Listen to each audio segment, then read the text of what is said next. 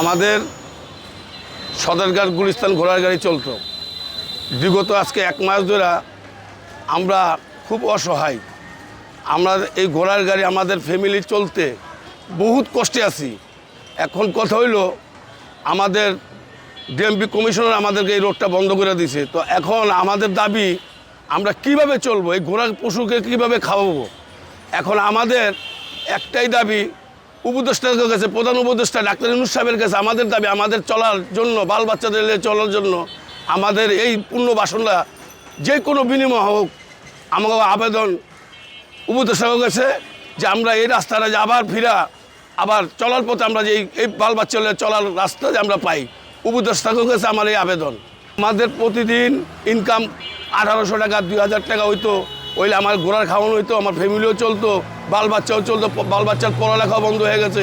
এই টাকা যে আমার বাল বাচ্চা, মা বাবা সব চলতো, বাল বাচ্চা চলতো। এখন আমাদের 1 মাস ধরে গাড়ি বন্ধ করে দিয়েছে।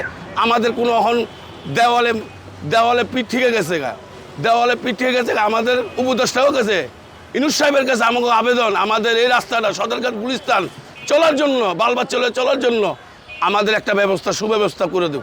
আগে মনে করেন 2000 টাকা ইনকাম হইতো, এখন কি করব, কোনো উপায় নেই। কোনো রকম করে কষ্ট করে চলতেছি। এই ঘর থেকে আইনা ভেঙে খাওয়াইতেছি, অমুক থেকে হাওলাত করে রেন করে আইনা খাওয়াইতেছি ঘোড়াকে।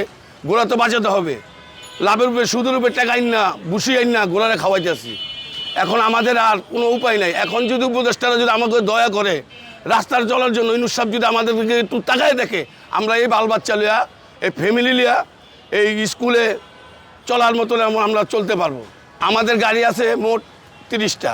আমাদের এই ঘোড়ার গাড়ি মনে করেন আমাদের বিয়েতে, মুসলমানি, জন্মদিন এবং আমাদের মনে করেন বিভিন্ন সরকারি যে প্রোগ্রামগুলো আছে, বিভিন্ন র্যালি করি, আমরা বিজ্ঞাপনের কাজ করি, প্রচুর কাজ করি আমরা। আমাদের ঘোড়া গাড়ি মানে যে কাজ পাই সে কাজই করি আমরা। ঘোড়া গাড়িতে এনজয়টা মানুষ খুব ভালোই মনে করে, তো খারাপ বলে না। আমরা আমার ব্যবসার বয়স হলো 16 বছর। আমি 16 বছর আমার বাপদাদার আমলের ব্যবসা, 16 বছর দিয়ে আমি ব্যবসা করি। 16 বছর দিয়ে ঘোড়ার সাথেই আমার বসবাস। তো আমি আসলে দেখিনি কেউ ঘোড়া গাড়ি তৈরিটা বেজার হয়েছে। সবাই আনন্দ পায়, খুশি পায়। আমরাও পাবলিকে আনন্দ দিতে, বিনোদন দিতে আমাদেরও ভালো লাগে। দীর্ঘ 1 মাস যাবৎ আমাদের গাড়িটা বন্ধ আছে। আমরা এখন মনে করেন লাইনেও চলতে পারতেছি না, একটা কাজও পাচ্ছি না। এই কারণে মনে করেন আমরা অনেক কষ্টে আছি। আমাদের ঘোড়া এখানে মনে করেন প্রায় 30টা গাড়ি আছে। 30টা গাড়ির মধ্যে আপনার ঘোড়া আছে আমাদের 60টা ঘোড়া আছে গাড়ির জন্য, আর এক্সট্রা 10-15টা ঘোড়া আছে।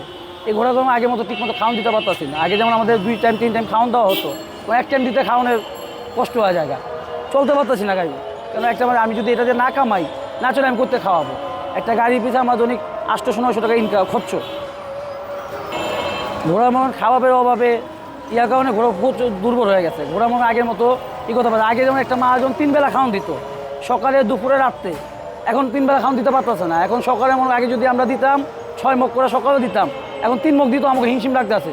আমরা চলতে পারছি না, কোথা থেকে খাওয়াবো। 3 মগ দিতে আমাদের কষ্ট হয়ে যাচ্ছে।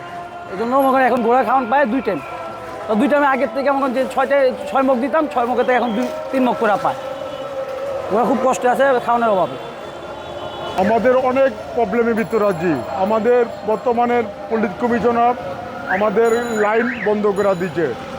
আগে আমাদের গুলিস্তান টু সদরঘাট চলতো, বাড়াল করতাম, মানে আমাদের লাইনটা বন্ধ করে দিচ্ছে। আমাদের আবেদন জানাই পুলিশ কমিশনারদের, আগের লাইনটা আমাদের ফেরত দিতে চাই। আমাদের এটা আমাদের 30টা মালিকের অনেক জোরের আবেদন পুলিশ কমিশনারের কাছে। আমাদের হাতের লাইন আমাদের ফেরত চাই, দিলে আমরা আমাদের যান বাঁচবে, তাহলে আমাদের যান বাঁচবে না।